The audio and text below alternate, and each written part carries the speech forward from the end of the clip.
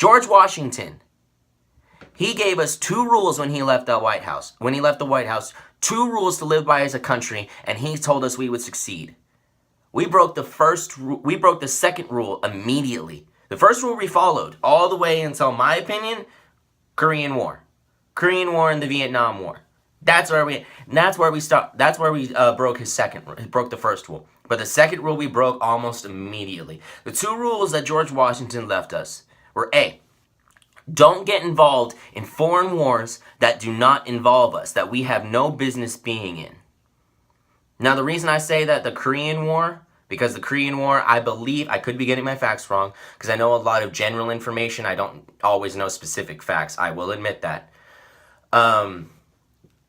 The Korean War, which I believe happened before the Vietnam War, really had nothing to do with us. It was about communism. It was a civil war. It was a country that half the people decided communism was the answer, and the other half decided communism wasn't. Why were we involved? We were involved because we didn't want the rest of the world going communist, because communism, the base foundation of communism, one of their base ideals is to hate Western civilization, is to hate America. It's one of the things that Russian communism was founded on. Hate the Western ideal, hate America, hate these people, hate them all. It's basically one step above being a Nazi. It's basically one step above being a Nazi. It's no better. And people were falling for this, and America was just like, oh, we're worried about that, so we're going to get in there. Up until that point, I honestly, I may be wrong in saying this, but I don't believe like America got involved in any wars before that point that we didn't have any business being in. Even World War I and World War II, we had a right to be in there. World War I, I mean, I can't remember the specific instances, but I know for a fact that World War II, Pearl Harbor was the reason we got involved. Okay, we may have been secretly supplying one side, but that was really a section of the country, and Congress was taking care of that. Congress was doing something about it. But then you have the Japanese coming over here, and they literally kill themselves so they can kill us. And then there's people out there who debate the ending of the war, the bombings of Hiroshima and, was it Nagasaki? I always mess that second one up. I remember Hiroshima, the second one I mess up.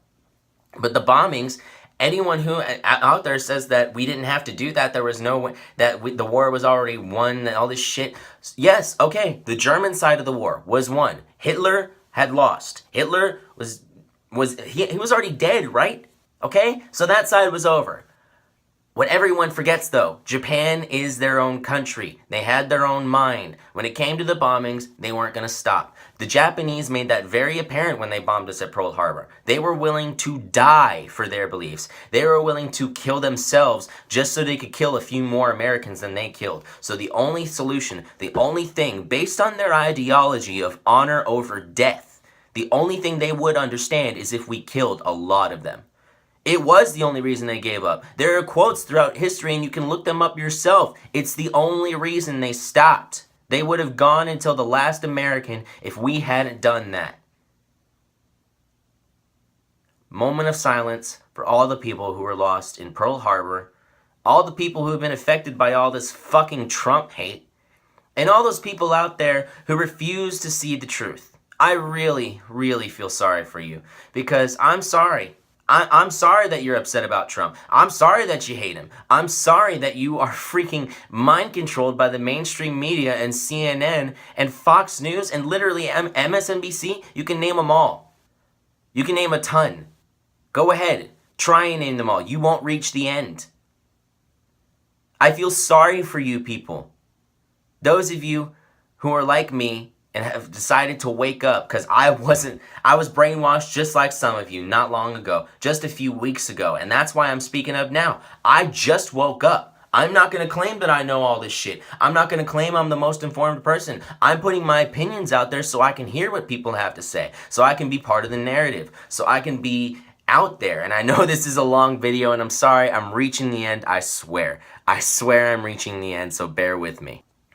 I just wanted to get my opinion out there because I believe that, I now believe, because I didn't always believe this. Until a few weeks ago, I didn't believe this. But I now believe that the only real way that we're going to get talking, we're going to get America great again, and that we're going to get the policies that we as Americans really want. Not the ones that the media says we want, the ones we really want. The only way this is going to truly happen is if we talk about it.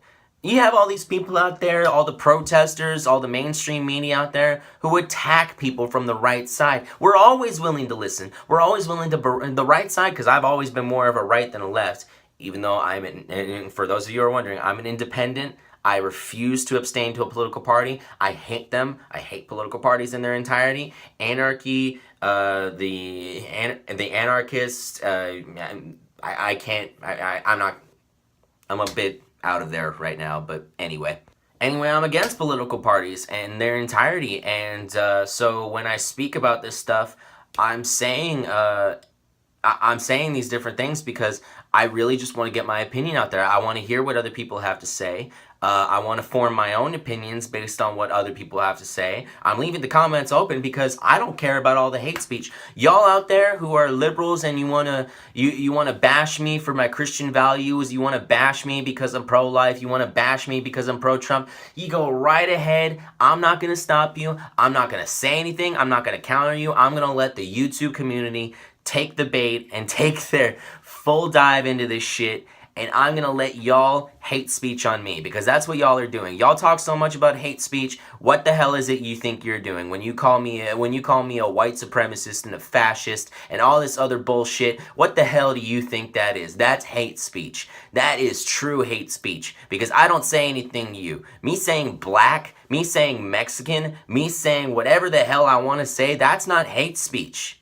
I can have my own opinion. And guess what? Someone who's African American, if you're not from Africa, in my opinion, you're not African American. But that's one man's opinion. That's up for debate. And there's no reason to attack me for it. There isn't. There's no reason to attack me for it. Who cares if it's an official term? How does it affect you if I say black or African American? How does it affect you? And you can call me a white supremacist all you want, but you don't know anything about me. Y'all know that y'all out there who are already calling me a white supremacist, and I can feel you. I can feel the hate oozing on me, and we're not even speaking in person. This is a video, and I can feel it, and I haven't even posted it yet. All of you out there who just want to bash me and attack me and use your hate speech on me, where does it really get you? In the end, what does it do? Who's affected by it? And in the end, who's affected by me saying what I want to say? How does it affect you in any way? How does it mess with you in any way? How does it change you? If it changes your mind, fine. But if it changes your mind, you're not going to be offended about it. The only reason you're offended is because it sounds like it's going to change your mind. And you're so stubborn, you don't want to admit that you're wrong. There's nothing wrong with being wrong. People admit they're wrong every freaking day. You were told as a kid that you're always wrong. Maybe that's why as a society, we always want to be right. Maybe that's what y'all should start debating in the comments. You know? Tell me, honestly, do y'all believe as a society that we teach our kids that they're always wrong, and maybe that's why adults always want to be right? I mean, we do teach our kids. I was always told as a kid, I mean, you remember that quote from Matilda? I'm big, you're little. I'm right, you're wrong. I'm smart and you're dumb, and that's the way it's going to be. I mean, I can't sum up my childhood any better than that sentence, and any better than that quote. That's how every adult treated me. Maybe that's why I always want to be right, but I also know God, and I understand that I'm not right. I'll never be right. And even as right as I am on a human aspect, on a godly aspect, I am wrong. I will always be wrong, and there's no fighting that. So, I'm going to end this video here. It went a lot longer than I expected, and went into so many topics. Hopefully I'll post another video by the end of this week, maybe next week.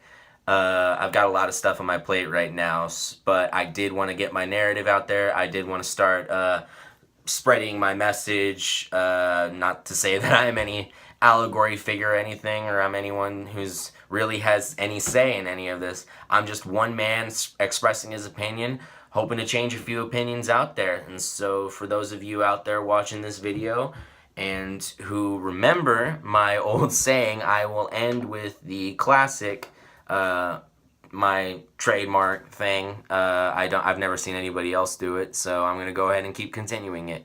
So good night, good morning, good afternoon. It really doesn't matter, because wherever you are, it's all good. See ya.